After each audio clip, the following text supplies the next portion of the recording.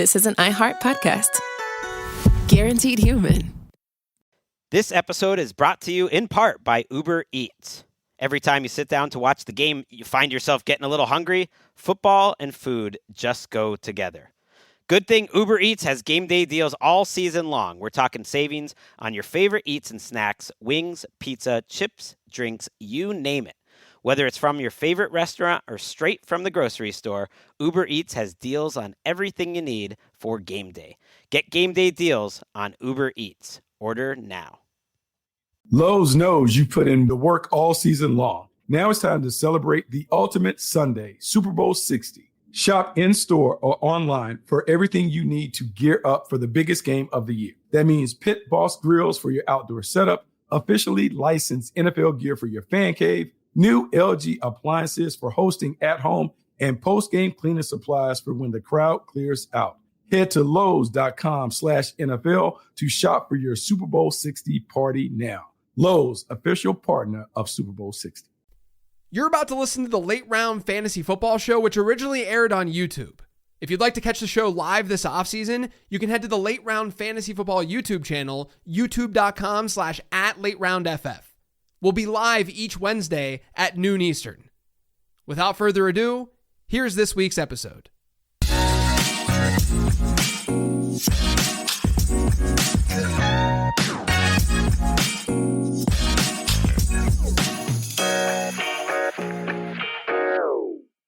Welcome in, welcome in. It's a Late Round Fantasy Football Show off-season edition. Episode 1, really, of the off-season edition. JJ, how are you? I'm good. I get to wear a hat forward, which doesn't happen frequently because it's large enough to be able to wear forward. But I'm wearing my Super Bowl dad hat. You know, I can't believe I did not wear my Super Bowl hat. Yeah, I mean that's kind of wrong, right? It is rude. Yes, I should have done that. Yeah, no, I did realize after I bought the hat. I'm sure you realize this too. We're kind of like Rob Lowe. You know the Rob Lowe meme where he was in the stands wearing the NFL hat. It's that would be just the NFL hat. I did get an NFL draft hat in Nashville when the draft came. You went? Yeah, because I went. It's like, yeah, and I got like a cool Super Bowl hat where like the Super Bowl logo is really small, but there's like some writing on the side. But it's just like, if you didn't know it, you just say, oh, that guy is a cool guy. And then if you look closer, you'd be like, oh, that guy is a cool guy who went to the Super Bowl. I got like just the loudest possible. Yeah, I know. Which I like. You can't miss it. But for our audio listeners, my logo is like an inch by an inch. Like it's like one square inch. Yeah. JJ's, it's a billboard on top of his hat, which is like the style. Well, it was kind of funny. I was thinking like, because we got back on Thursday from the trip, and then I went and dropped off CJ at daycare on Friday.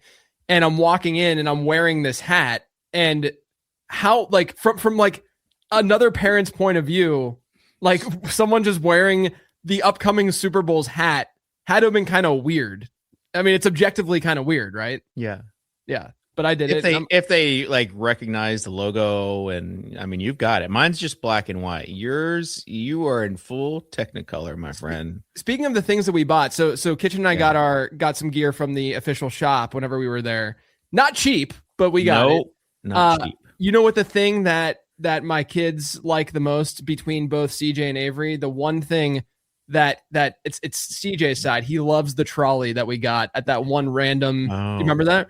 We stopped. Yeah. So Kitchen and I were walking back up to our hotel the one night, and we stopped at like a little convenience store type place that had some souvenirs and whatnot. So I got my daughter a Golden Gate Bridge keychain that she can use on like her backpack and stuff like that. She loved it.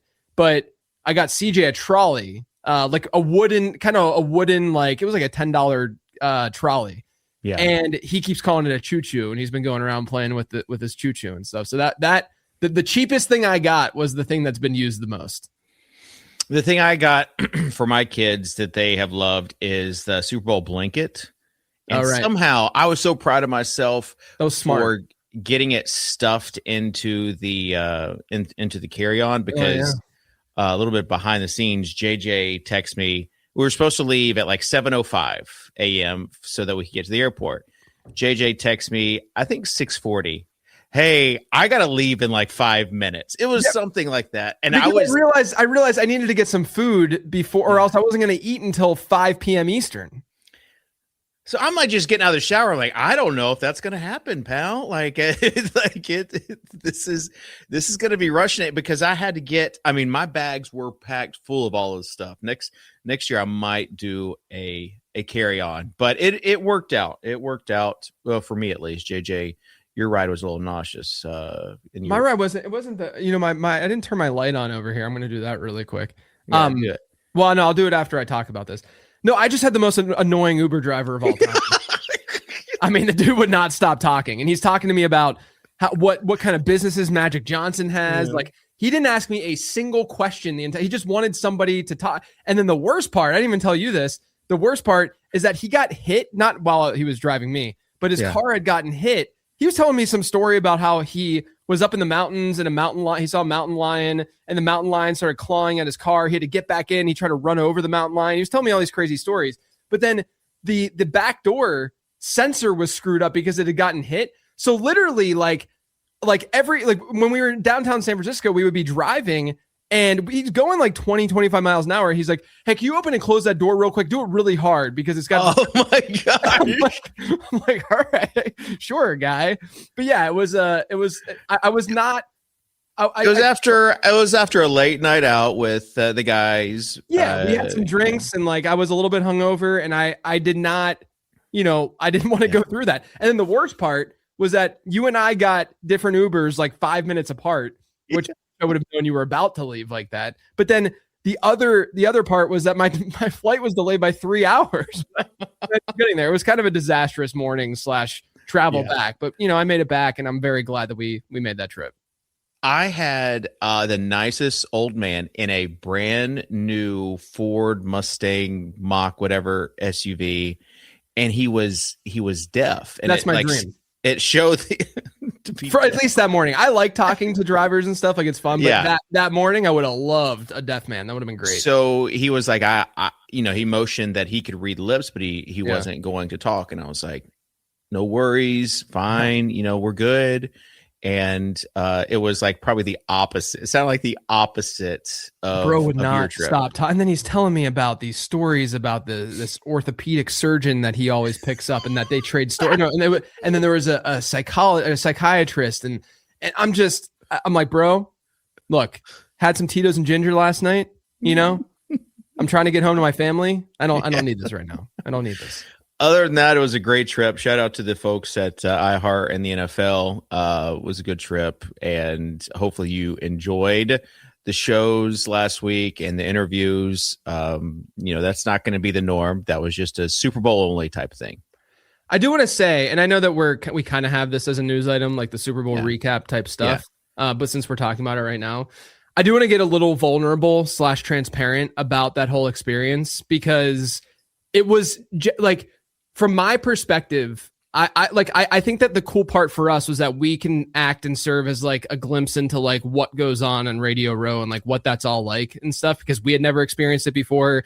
And they're just transparently, there aren't many fantasy shows there. Like all of the fantasy shows that are there are, bigger. Harmon was there with Yahoo, and then there's Roto World and such, and so Barry was there, and Denny and RotoPat. But there aren't many fantasy guys there, right? So we had a very unique experience from that perspective. But I will say, and this is just a thank you to everyone who has listened through the years, who has supported me through the years. It was so surreal to the point of like, I get uncomfortable to a degree with this, but for the hour and a half period that we had the set and that we were working on the set for those 2 days. So we, day one, we were there, we had it for about an hour and a half, day two, same deal. And while that's going on, for some like behind the scenes type stuff, while that's going on, you have the great folks at iHeart and the NFL that are trying to make sure that we're good from a production standpoint, and we're getting all our assets, and everything looks good from a video and audio standpoint. And then on the NFL side, they're trying to talk to agents and PR people of these athletes, and they're trying to get folks to slot in to these different shows while these athletes are literally bouncing from one show to another. And doing appearances and doing, their PR thing that they got to do. And so in this moment, of an hour and a half. This was when I went back and reflected on the whole week. The thing that just like shocked me and got me and made me feel incredibly grateful was that in that like hour and a half time frame, there were like 15 to 20 people that were solely focused on the late round fantasy football show. You know, like from between the athletes themselves, the people representing the athletes, the people at the NFL, the people at iHeart, and then us. There were all of these people who were solely just thinking about the late round fantasy football show, whether it was like T-Max people or Kendrick Bourne's people or the folks that we weren't able to get in Alec Pierce and Romeo Dobbs, who were going to be on the show, but they were running late and such. It was just a moment, and I talked to my wife about this. It was a moment where I'm like, why am I the one that's got the show that this is for? And then my wife's answer was, well, it's got to be somebody. And I'm like, that's true. It's very fair. They're gonna fill that time with somebody. It might as well be the late round show, you know. So I just wanted to say all that, to say like none of that would have ever happened if not for the support that I've had through the years, that you've now had for the last year plus, you know, after joining late round. It's the greatest audience on earth. You guys are the greatest people. I mean, it's just been an incredible ride, and I'm so pumped that like this is where things are at now. And I hope it just continues and keeps getting, you know, more and more fun, because it's really fun. I really enjoy it. Like it was in the end, you look back and you're like, man, I'm really, really glad that we got to experience that, because it was just something that I didn't think that we were ever going to be able to do. Yeah, it was fun. And when I saw those pictures, like iHeart sent us some like professional pictures they took, like candid shots. Yeah. And just like, not even the ones where it's, you know, you and me and T-Mac or whatever, but like just to see the one with T-Mac or Josh Johnson, it's just them, but you can see the late round podcast logo like in the shot. Yeah. That's pretty awesome. That's how you know the platform has arrived. So kudos to you, JJ. And you. Yeah. Well, thanks. You're only saying it because it's true. Let's talk about what we have going on at late round, though. Other than that, we have obviously the newsletter, and you know, Gadula just keeps on cranking out newsletters for us, and good stuff there. Newsletter this year is going to be even bigger than it was in the past. We also have the prospect guide for pre-order. Go to lateround.com. We'll be talking about that in a second, because we've started working on it, and it looks like we're going to have to put a little bit more work into it. And so lots of work by us, mainly JJ, some Gadula. I'm just providing the hex codes and like document stuff, making sure that it looks good. But all that work just means that it's going to be the biggest and best prospect guide yet, JJ. Literally. But by the way, I changed the Super Bowl countdown while you were talking. I saw it said -3. Yeah. Yeah. So now it's 368 days, because I only know that because I know it's on Valentine's Day next year. Yeah. And the following day is President's Day. So it actually is a national holiday next year after the Super Bowl. Dang. That's finally happening. My birthday is always around this time too. And I've you know, it'll fall on President's Day at times. Mm-hmm. And I always look forward to when it is on President's Day, even though I don't even take off those days anymore. Definitely not now. Yeah. All right. Well, so with that being said, let's get to today's news. Today's fantasy news. Okay, we got the Super Bowl recap. The Super Bowl recap, he said, as far as what happened before then. What about during the game, JJ? Any big surprises? Because for me, there wasn't really that much. I would say, first off, I think that I'm pleased with the analysis I did on the shows last week. The one thing I missed was the MVP of the game and how well Kenneth Walker ran. I didn't think that they were going to be able to do that well. A lot of outside zone stuff that is where Kubiak's, you know, I should have looked into that a little bit more and done a little bit more there. I looked more into like the stack box stuff with Walker. But, you know, it was cool. I got a lot of messages from people where they were like, it's the off season, but I'm still making money off your advice. And they were sending me screenshots of like the over sacks and, you know, Drake May scrambling, that kind of stuff. Like a lot of like, I mean, you can like think about how many deep balls you really saw from the Patriots. It didn't seem super, super frequent. So like, you know, I feel good about how that went down. I do wish I would have just leaned into more of the, what the analytics were saying between the two teams. I mean, I still did bet Seattle, as I said, but I was getting more and more nervous about that as the week went on. And then obviously my 24-20, prediction would have said, maybe don't take a side, in this game. But look, I think in the end, the better team won the Super Bowl. Seattle was the best team in football this year, in my opinion. I think a lot of people had the sentiment, and they were right, that the NFC Championship was sort of like the Super Bowl this year, because the Rams played well against Seattle.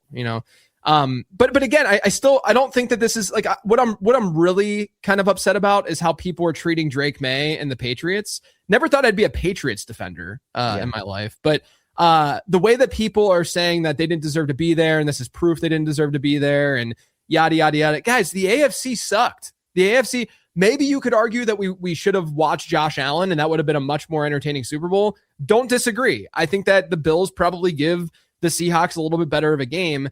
But at the same time, the Bills were not a complete team. They made a lot of mistakes in that game against Denver, and that's the way that things go in football. We can't just wish on these Super Bowl matchups and stuff. You gotta teams gotta earn it. And so I thought the Patriots had a good season.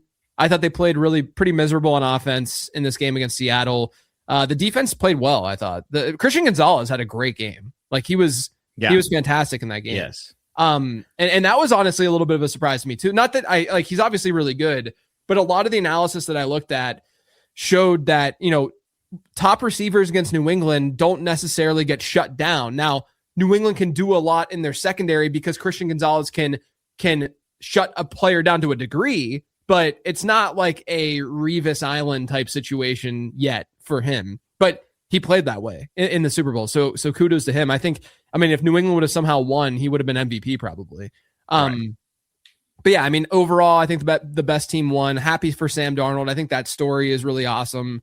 And the one thing I will say, and maybe people feel this way too, when I was watching them celebrate and win, it was probably the least dramatic finish to a Super Bowl / celebration that I've ever watched in my life. It just felt like a bunch of dudes just hanging out and celebrating like a Madden, victory of some sort. It wasn't that dramatic. And I think that that's the way that people are kind of feeling, but not necessarily saying it, is just that, it's a very humble team, that Seahawks team. And I think that kind of came out in their celebration to a degree too. And then you get Kenneth Walker as MVP, who's this soft-spoken guy and, not super loud and, humble dude. And, he had, I don't know if you saw this, but he had Zach Charbonnet's number on his wristbands. Kenneth Walker did, which I thought was really, really cool too.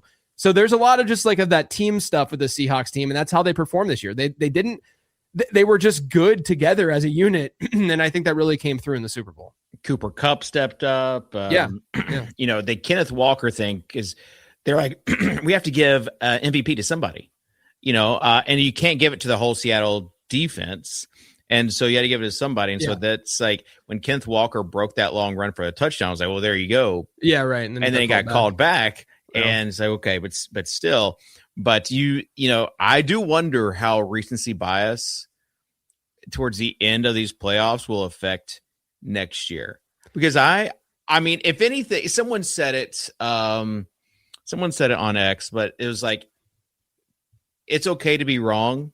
We were wrong about Kenneth Walker during the season, but we were justified at the end when you see how talented he was. Yeah, the talent is there for guys. him. This is the thing that I talk about all the time on the show, about how running back is dictated by coaching decisions. There's no better example of that. But I would also say, this goes into the Ramondre Travion type stuff as well, and the way that recency bias can really play a role. In the end, at the end of the season, I was wrong about the way that I approached Travion Henderson and Ramondre Stevenson, and how I felt that Travion deserved more work, all that kind of stuff. Because Ramondre stepped up during the second half, during the final month of the season. He was good in the playoffs, and that, he played well, right? But there are some things that we can still be critical of Kenneth Walker with something. I'm pulling it up right now, but Kenneth Walker, I believe this past year, was among qualified running backs, which is there's 48 of them. According to Next Gen Stats, Kenneth Walker was 35th out of 48 in success rate, for instance. Like he didn't have like this unbelievably, amazing season. But I do think that he's a better player and a more explosive player than Zach Charbonnet is, right? And so, yeah, I don't know, man. I think that this is just the way that I think people come to this show for measured takes. I hope they do. And and there's just a lot of like this, you got to go to the extreme when this stuff happens. It's like Kenneth Walker's good. His problem still to this day is that he is a home run hitting back, and he often looks for those big plays. And you can watch plays from the regular season where he's trying to do too much. No, yeah. In that game against New England, he was very decisive. That was one of the best games that I've seen Kenneth Walker play. Yeah. And so it's fine that in that one game, similar to Drake May, in that one game sample, he was horrible. In that one game sample, Kenneth Walker was great. But you got to look at the larger sample and realize, like, yeah, there's still some stuff that Walker doesn't do. And then there was the note that, so Walker had that drop, early on in the game. Yes. And Chris Collinsworth made the comment on he wasn't that he was a bad receiving back. Yeah. Yeah. And naturally someone flooded my mentions and was like, saying that I also have said that he's a bad receiver. I've never said that he's a bad receiving back, you guys. I said that as a prospect, I questioned how much receiving work he was going to see based on trends that we've seen in the data historically. And guess what? He's been under a 10% target share in 3 or 4 seasons. Like, I think that was pretty much on point. It's just that when Ryan Grubb was there, he had that spiked target share season. It's just the way that they deploy him. Like I think that with the receiving back stuff, and I know that I'm ranting and going in a different direction here, but the receiving back stuff, another thing I say often is that with prospecting and with the capabilities of these guys, 90 to 95% of running backs can do the basic stuff that they need to do from a receiving standpoint at the position, right? And then you get like that upper 95th percentile and greater type player, which is, Christian McCaffrey, etc., who can line up in the slot. You can use them like all over the formation. And then there's the Gus Edwards of the world who, Gus Edwards catching strays on today's show. But, there's the Gus Edwards of the world who just don't do that. They don't even function on swing passes, and they can't do those things very well. Kenneth Walker's just in that giant range. Like, he's capable. He, has had some, I remember that one game against Atlanta last year. He had a really good receiving game and some really nice catches. He's capable, but he's not that 95th percentile or better type running back. You're not lining up Kenneth Walker in the slot. And part of that is because he is really good on the ground and you want to save his body for some of those ground game touches. But in fantasy football, we're projecting that usage, and that usage at receiving is very, very important for fantasy scoring. And so I'm going to look at like, not only is he able to do this question, I'm asking will he do this? Because the will he do this is what's most important from a fantasy perspective and being a fantasy analyst. So that's my general rant about these guys playing in these one game samples and what we take away from them. Look at the larger sample and don't just make these really strong opinions based on what you see in 60 minutes or 4 hours during the Super Bowl, because it's just not going to serve you well long-term. Yeah, the Gus bus having a drive-by by JJ. Sorry, buddy. That rant. All right. To the next item, David Njoku pens a farewell on social media to the Browns, saying that he's not going to be back in Cleveland. Who's to blame him, JJ? Who's to what? Who's to blame him? Oh, for wanting out of Cleveland? For wanting to get out of Cleveland. Yeah, I mean, I think that, it's Harold Fannon's time. Very happy for Harold Fannon's mom, of course. Yes. With this news. But yeah, I mean, I think Njoku, what I've seen from him, not just through the spreadsheets, but I think that we've seen a little bit of his athleticism lost. And this is part of the problem that you have when, at tight end or in general, like we see it with some wide receivers, where when their athleticism is what wins, you can sometimes see a pretty strict drop off, right? I'm not saying that's necessarily going to happen with David Njoku, but I'm fearful of that happening. That we could just see this like wall hit for him, and then all of a sudden, he's not very viable anymore. But he's a freak, so I'm not gonna say never. I know that a lot of people are matching him to the Falcons because Kyle Pitts is a free agent, Kevin Stefanski now head coach there. Wouldn't be shocked if something like that happened. But I think from like a target share standpoint, Kyle Pitts probably commands a higher target share at this point in their careers than David Njoku does. Yeah, and they're saying that Pitts might be franchise tagged. And that's like, when I was looking for some of the news, there's just a lot of opinions out there about what the team should do, what they could do, and where players should go, where players are rumored towards. So lots of that stuff out there, not exactly news, but when someone pins a farewell saying that they're not coming back. Yeah, that's usually a sign. It's similar, like Rashad White on Instagram was saying a lot of stuff about not being back in Tampa Bay. We should probably say with like 95% certainty that they're not going to be back. Yes. If not Did more. you see Zach Robinson say that Bucky Irving was going to basically assume a Bijan type role? I mean, but this is the thing. Again, coaching decisions, right? Yes. Like Bucky Irving, you guys. First off, Rashad White's a good pass catcher. Like you can argue that he's bad between the tackles, and I would agree with you. But he's a good pass catcher, and I think that obviously limited Bucky Irving. And the interesting thing is that they then kind of use Bucky Irving as in that early down role with Rashad White there. And so like Bucky Irving as a prospect was a pass catching prospect. Like the fact that he has handled as much work on the ground as he has so far in his career is a little bit surprising to me as someone who wasn't like, jumping for joy about Bucky Irving as a prospect. Now the model, fortunately, in the last couple of years, as I've iterated, and Bucky's not even part of this testing set, so it has nothing to do with him, but it's liked Bucky Irving a little bit more. But even still, if Bucky Irving came out this year, it would like Irving, or it would be fine with Irving, but it wouldn't like, be saying that he's like a low risk profile or anything like that. And so I'm not surprised that you have a situation where the new OC is excited about what he can do as a receiver and as a pass catcher, because that's what he did at Oregon. Like that's what his profile looked like. And then I'll say this again, I had Sean Tucker as a buy candidate, as long as they do keep him around because he's restricted. But that tandem actually makes a lot of sense, Sean Tucker and Bucky Irving, if they use Irving in sort of that like Bijan light kind of role where a lot of receiving work, maybe not as much work on the ground. And then Tyler Algier would be Sean Tucker would be the Tyler Algier in that backfield, hypothetically. So, I know it's only been a year for, Zach Robinson wasn't or a couple years, how long Zach Robinson was in Atlanta, but was it 2 years that he was there? I can't even remember. Yes.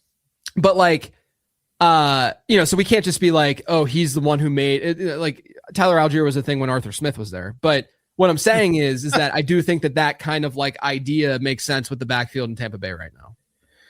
Okay, JJ, the combine list just came out. Your big gift, because you were always like, when's the combine list coming out? Because for those that do not know, the prospect guide in the past has featured running backs and wide receivers invited to the combine. This is why Bill Krosky-Merritt last year, he does not have a late round prospect profile in the guide because he wasn't invited into to the combine.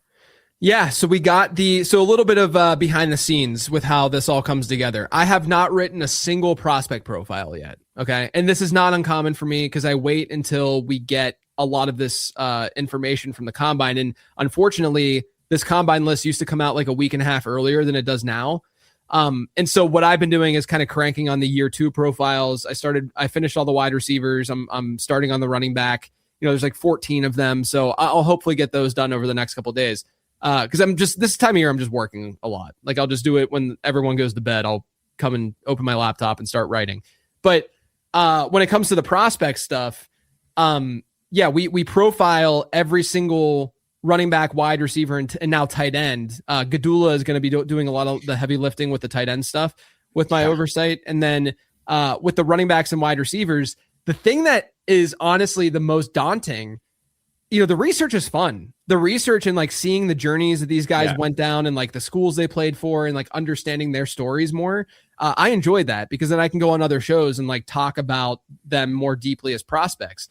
But the difficult thing and the annoying thing is that a lot, especially now with NIL and transfer rules the way they are, these players play for small schools that aren't on, a part of databases that you would find online very easily. So they play for smaller schools.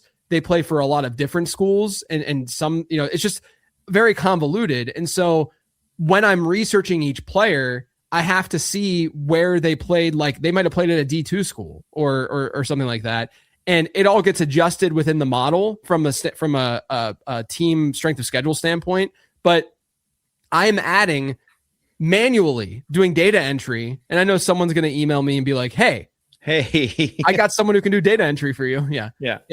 But no, I do this because it's just my process. And I think that a competitive advantage that anyone out there who's doing prospecting work you can have is by putting in the work and putting together a database that actually has all of this stuff and these like deeper prospects and like the schools that they went to and stuff like that, because it gives you a more like robust way of looking at these prospects that you otherwise wouldn't have. And so that's the hardest part. So my goal is by the end of, Friday-ish to not only finish the running back year 2 profiles, but then have everything set in the database, because next week for the late round podcast, I am going to be doing the players who perform like studs at either running back or wide receiver. I don't know which one's first, but and that's all driven obviously by the model and by what I'm seeing analytically. Only way I can do that is if I have all of that data in there. So it's a little, I enjoy it. I know that I'm CEO and I'm supposed to be running this business, but like, I like getting my hands dirty, man. I like the grind of this prospect guide every year. And then we get like a month off of kind of being able to relax a little bit. I'm doing some shows and,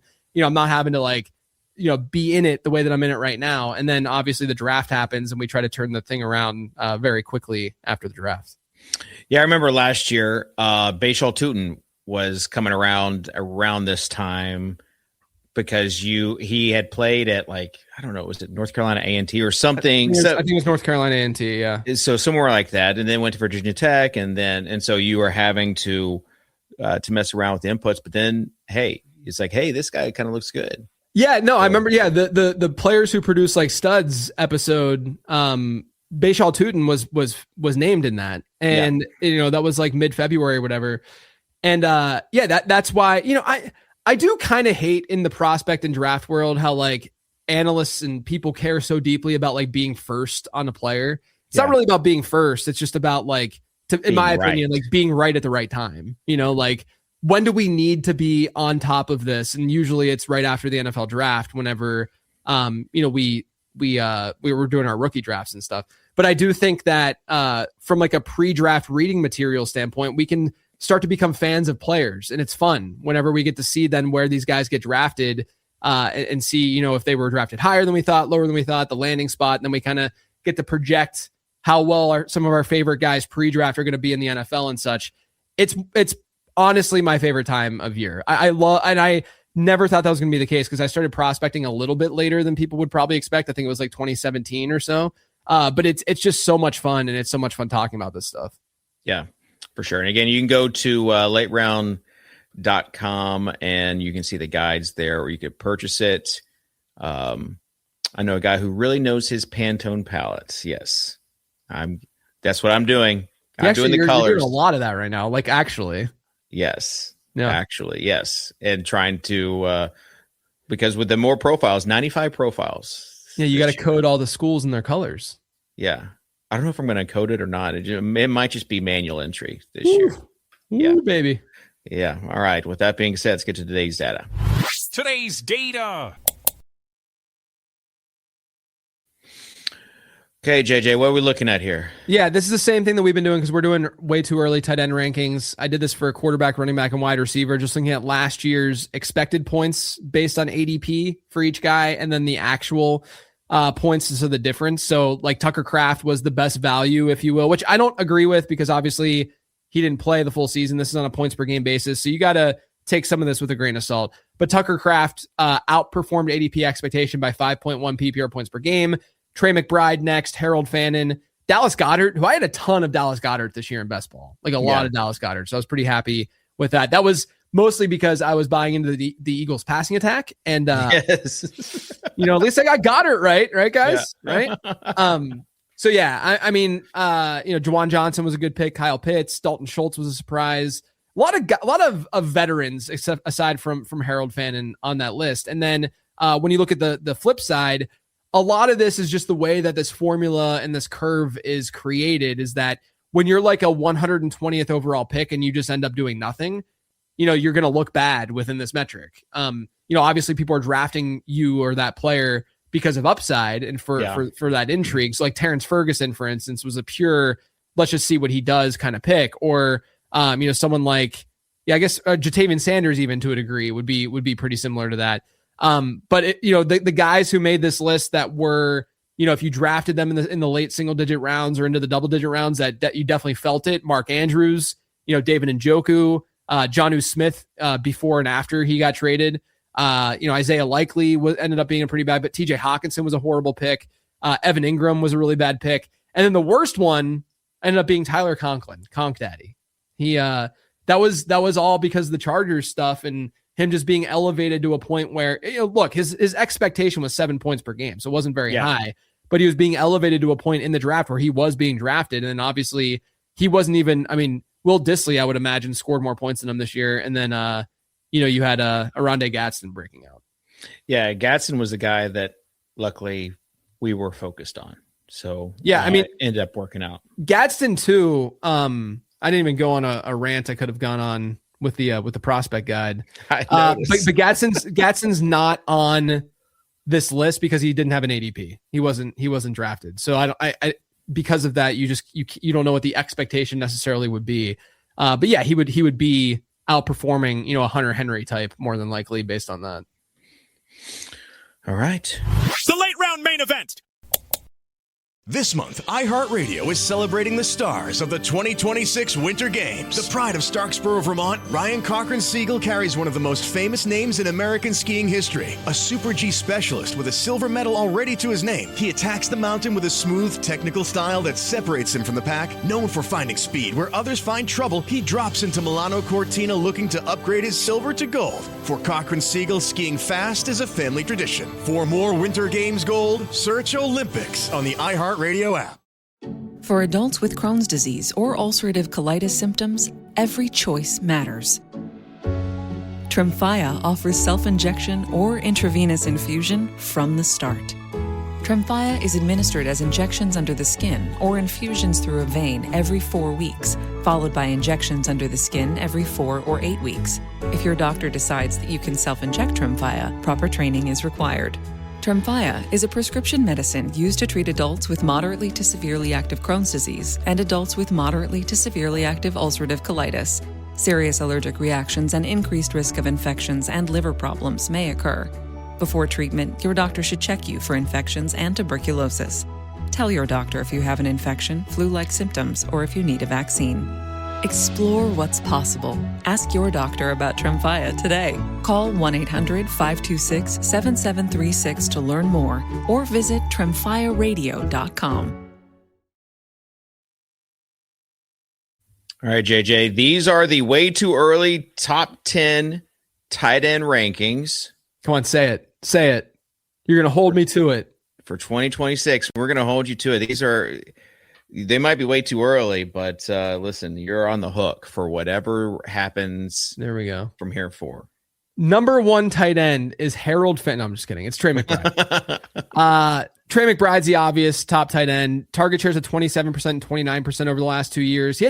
Here's the one thing I will say, which is very funny to say, but we're probably going to see some regression from Trey McBride in the touchdown column, like not favorable regression like we've seen in the past where we're like, surely he's going to score more touchdowns. Well, he did this past year. He had 19 end zone targets this past year when he had 15 the previous 2 seasons combined. So those are targets in the actual end zone, which are very, very favorable for conversion and scoring touchdowns. So if a guy, Devontae Adams obviously would get a lot because he was, basically their goal line back for half the season. And those types of targets convert, as you'd guess, at a pretty good rate.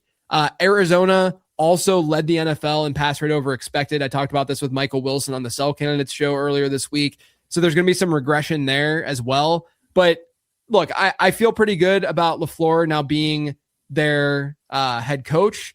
The one interesting thing is going to be, how does he take what the Rams did in 2025 from a heavy personnel standpoint and translate that to this Cardinals team? Well, this Cardinals team is probably built for something like that because they do have Trey McBride. They actually have some other tight ends in there too that aren't horrible. And so I think that we're going to see a pretty heavy system there, and that'll probably end up being okay for Trey McBride. Eloso says, crazy that McBride went from no touchdowns to having a projected touchdown regression. It's crazy. It's crazy. It's almost like JJ something happened last year to I mean, that's the other piece of this too. Like, we're probably not going to feel as bullish if Kyler Murray is their starter next year, which I don't know where things are going with him and like the trade that has to happen. I have no idea, but we'll, play it by ear a little bit. Number 2 on the list, you got Brock Bowers. Yeah, I mean, there's likely going to be a rookie quarterback for them this year. And I feel okay about that. Historically, when you look at ADP expectation and how well positions outperform that expectation when they have rookie quarterbacks, we should worry about that a little bit more for wide receivers than tight ends.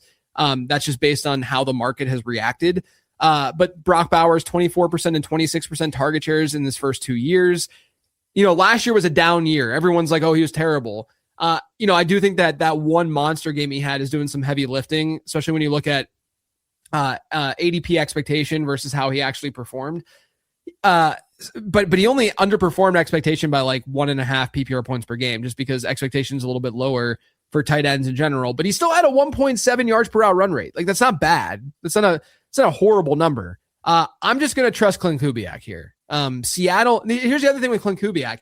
Seattle and New Orleans, his last 2 stops, they were bottom 4 in 11 personnel usage. So not a lot of 3 wide receiver sets in this Clint Kubiak offense. We know that he can scheme guys open. Really fun run scheme that he runs that I think Ashton Genty should be fine in, but that's going to open things up as well for Brock Bowers to probably be okay, even if he has a rookie quarterback. Yeah, I think he will have a rookie quarterback. A strapping young man, Heisman Trophy winning. Yeah, well-spoken young man. Well-spoken young man, yes. Colston Loveland in at number 3. Do you think this is controversial? I mean, this feels like this will probably end up being... No, especially if people listen to your podcast this week. I mean, as far as like you are focused on Colston Loveland being the guy over Tyler Warren. Yeah, I mean, I think Loveland's better, period. He's 2 years younger.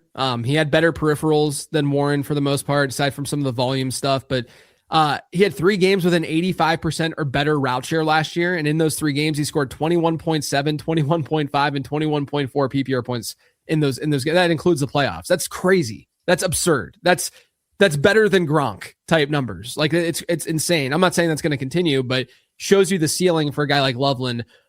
Rookie tight end since 2011 with 300 or more routes run and a yards per route run above 1.8. So they got enough volume to run that many routes, and they had a strong yards per route run. You only have Loveland, Kyle Pitts, and Brock Bowers. That's it. Kyle Pitts had a great rookie season. People forget that, but and obviously, like, we're seeing more and more from Pitts being a decent tight end. That's a good place to be for Loveland. And then also we can't forget that year 2 and year 3 tight ends are usually pretty good bets in our draft. So Colston Loveland for me is the tight end 3. Okay, this might be a little bit surprising to people. It's Harold Fannin. Yeah, I was going back. I mean, I think people can probably predict who the tight end 4 or tight end 5 would be if Harold Fannin is my 4. Yeah. But I was thinking about the situation. I mean, let's just uncover 5 because I think it'll be easier. Number 5 is Tyler Warren, just so people are aware. But the way I see it is Tyler Warren, I think comparing and contrasting this is the way that we should go in talking about it. I think that Tyler Warren has a lot of anchoring bias going on with him, whereas Harold Fannin might have some recency bias, but you like to see that kind of trajectory anyway with a rookie player, rookie tight end, wide receiver, what have you. But like with Tyler Warren, from week 8 onward last year, he averaged 8.8 PPR points per game. He only got to a double-digit PPR point performance once from week 8 onward. Now, you can sit there and say, oh, the quarterback was hurt.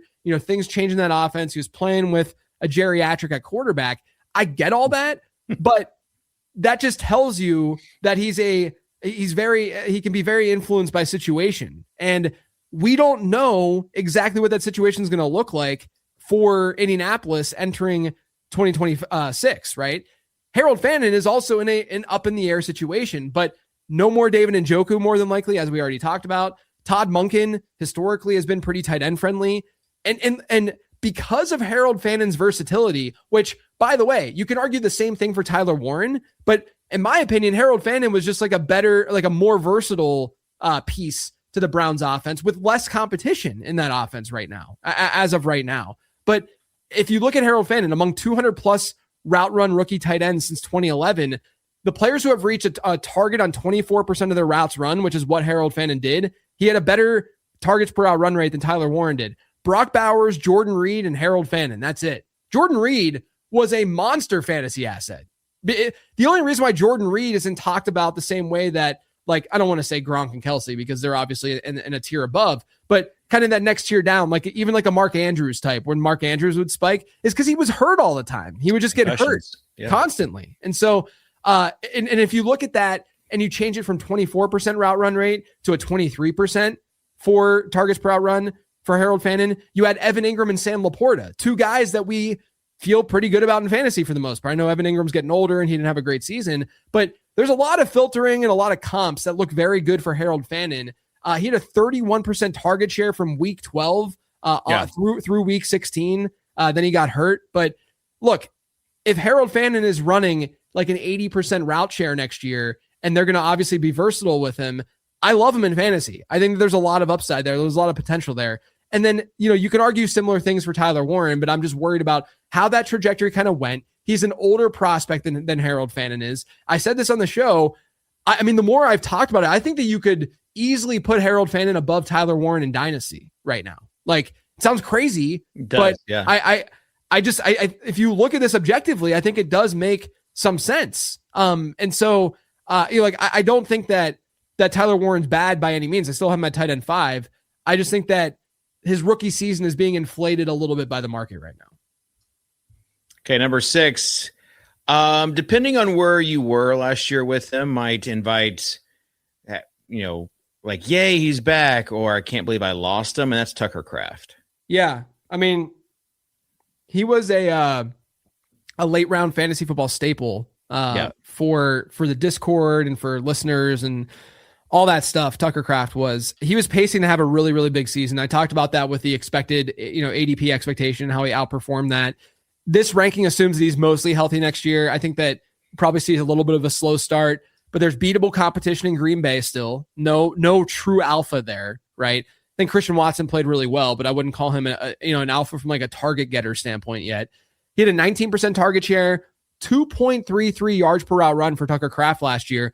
That number has increased. Both of them have, the target share and the yards per route run, every year so far in his career during his 3 years. And then the other thing that we can't lose sight of is that Matt LaFleur's offenses have been top half in the league in touchdowns per game. I think they've actually been like top 10 in all but one or all but two of his seasons that he's been head coach in Green Bay.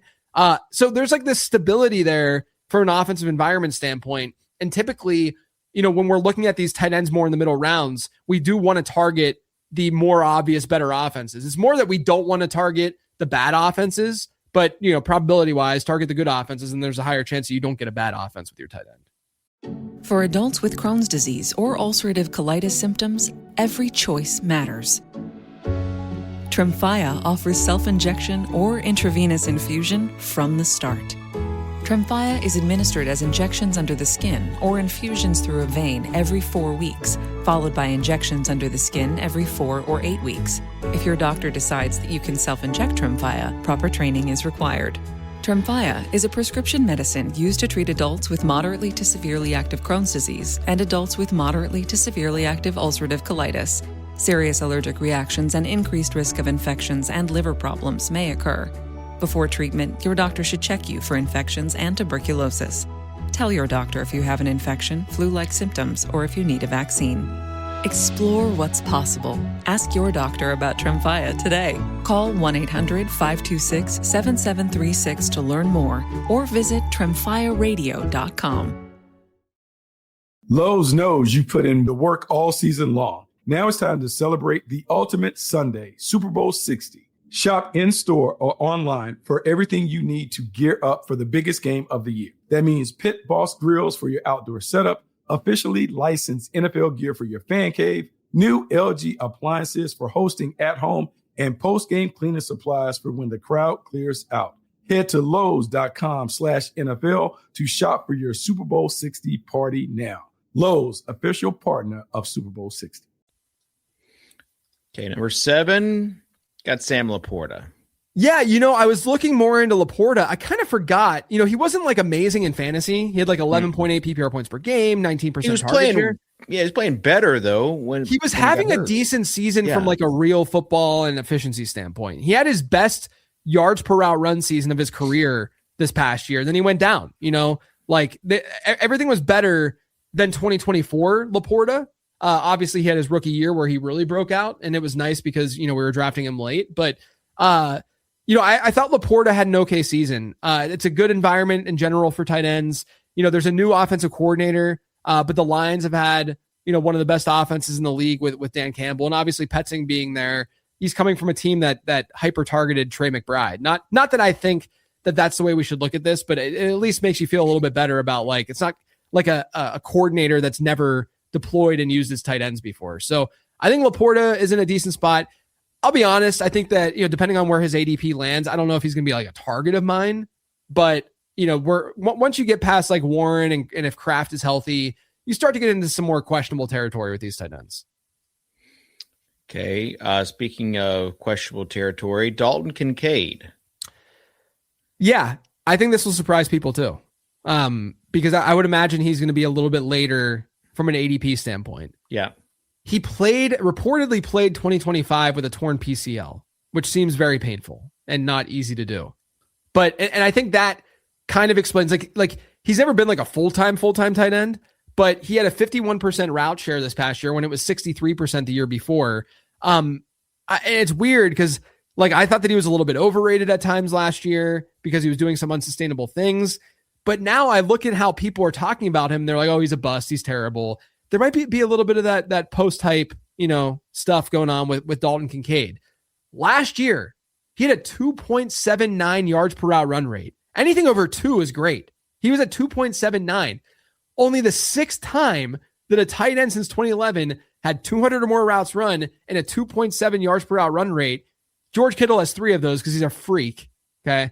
And then Andrews, I said Andres, but Andrews has 1 and Gronk has 1. I mean, that's it. It's those guys and Dalton Kincaid, which is crazy.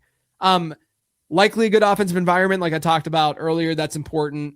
I could argue that Kincaid could be over Sam Laporta, or even Tucker Kraft if he's not totally healthy as the season gets closer. But like, I'm just trying to imagine a world where like Dalton Kincaid is a 70 to 75% route share player, and he could be a beast in fantasy football given what they have around him in that offense. Yeah. All right. This guy, people should be sending donations to if he helped them get to their playoffs and championship. Kyle Pitts. Yes. By the way, I see that Mules in chat says putting Fannin and Warren ahead of Kraft. I didn't know if you were going to look at that. Yeah. I mean, I don't think it's February, but yeah. It's literally injury related. If Tucker Kraft were 100%, I would probably put Tucker Kraft over those guys. But I also think Harold Fannin is really good. And so, I think you can at least make the argument there. But yeah, I mean, like, that's why I said after Kraft, you get into more questionable territory. With that being said, I do think tight end, and we saw this a little bit last year, a little bit deeper. And that's the go-to phrase every year in fantasy. Tight end's a little bit deeper this year, but I actually do believe that this year tight end, it's fairly strong. But because there's a lot of young up and coming guys, because last year's draft class was really good. So Kyle Pitts, free agent. We don't know where he's going to be.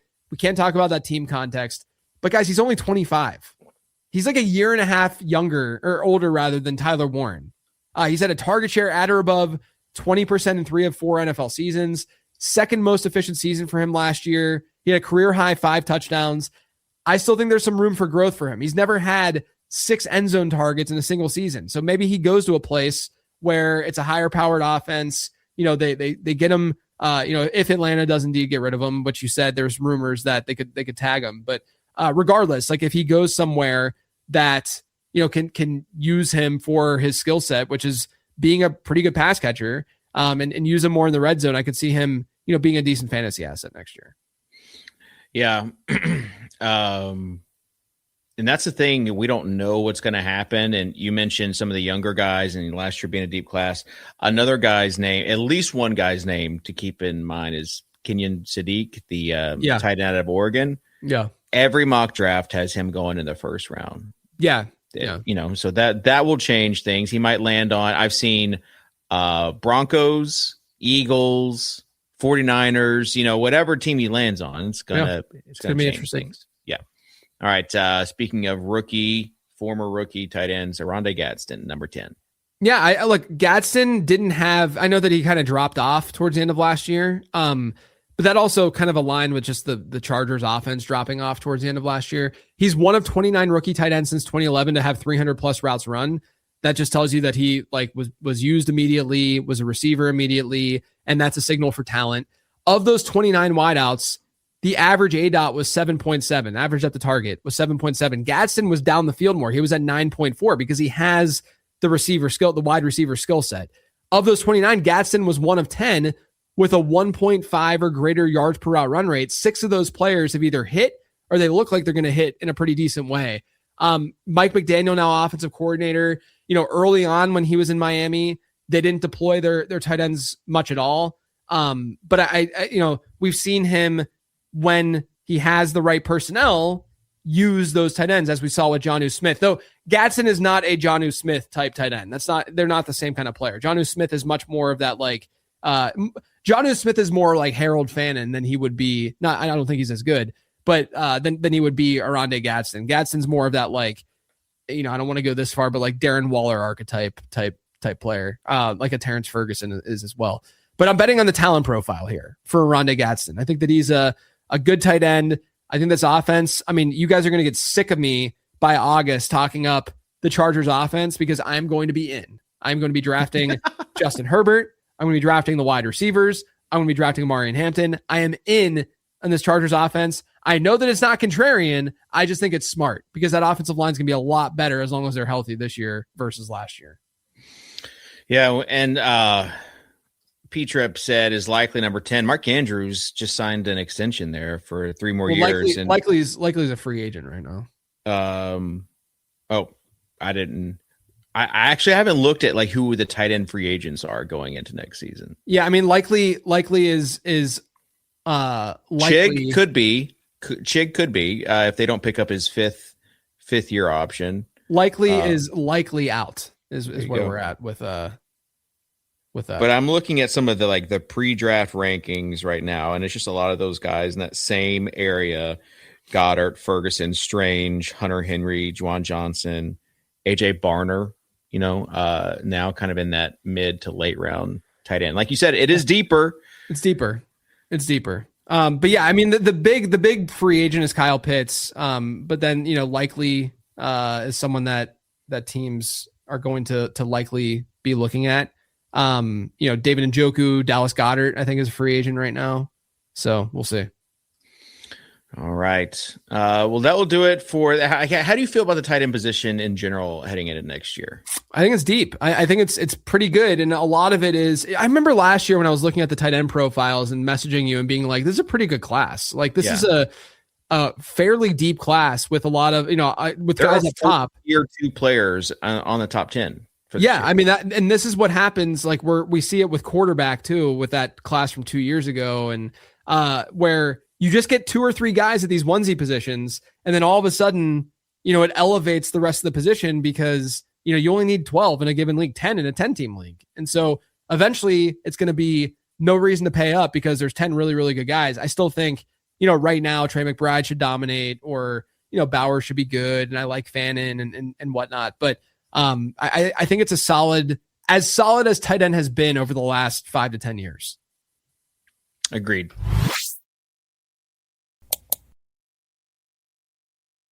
All right, time to say goodbye, JJ.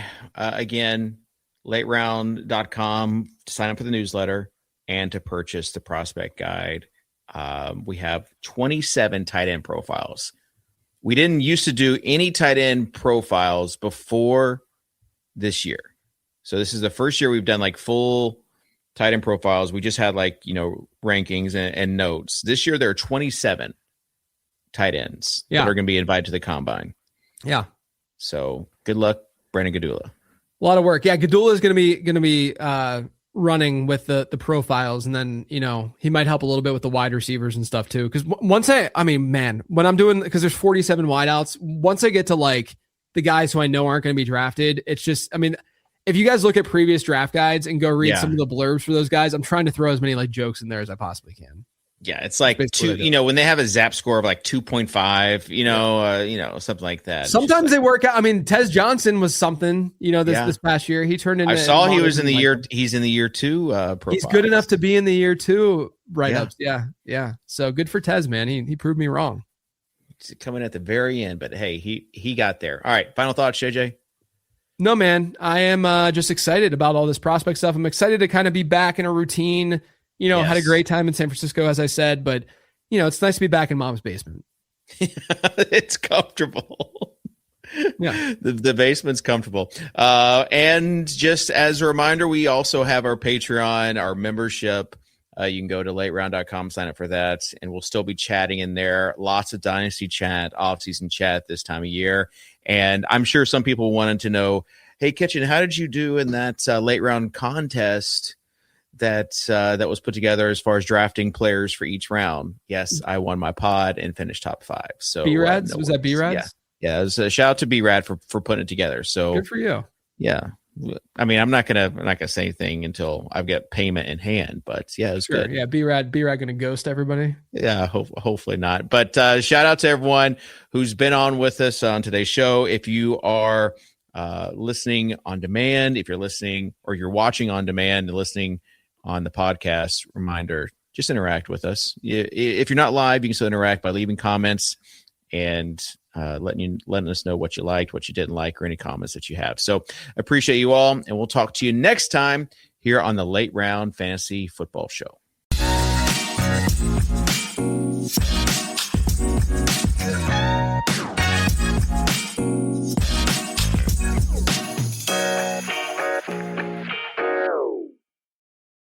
This is an iHeart podcast. Guaranteed Human.